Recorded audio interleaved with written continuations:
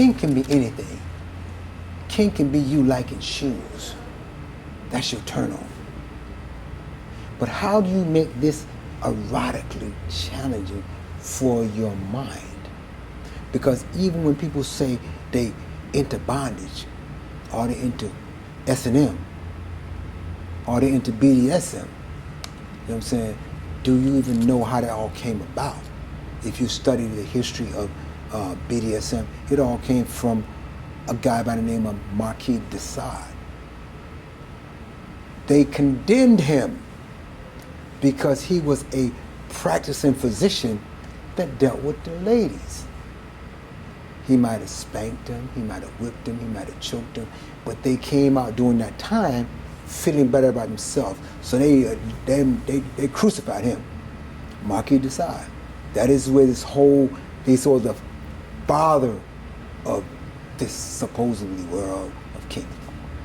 And he was a sadomasochist. Right, he enjoyed everything to the extreme. He was a masochist. When I say masochist, he would want everything to its extreme, you know, and just being sadistic. See, a lot of people, but they take sado and sadistic to be more or less demonic. It's not demonic. And that's why a lot of times us as a people, I ain't no wrestling. Or, that's slavery stuff. So describe sado for me, or define sado. Well, sado is when one is willing to go overboard with their sensuality. That's the best way to put it. Go overboard. They go into the extreme. And a masochist just want to take it, whatever. Just bring it.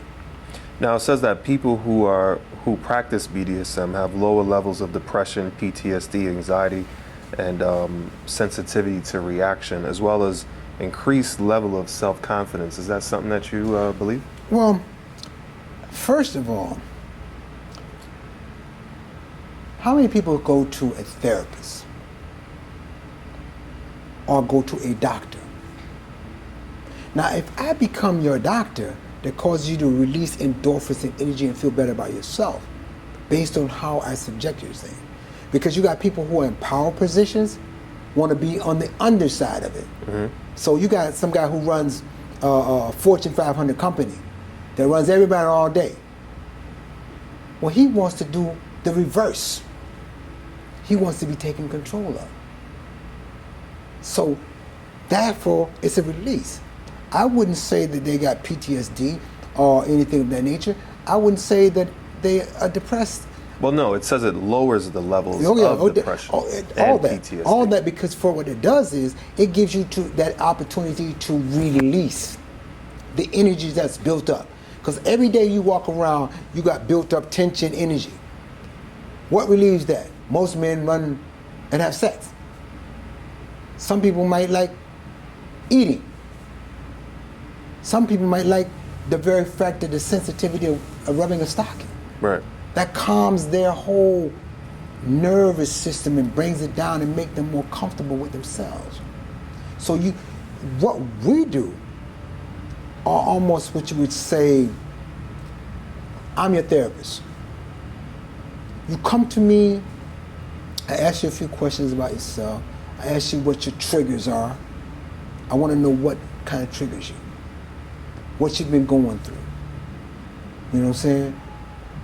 Has the wife been beaten? Has the male been punished? How do I get inside of you to get you to release that which you want to release? And a lot of times it's through pain and pleasure.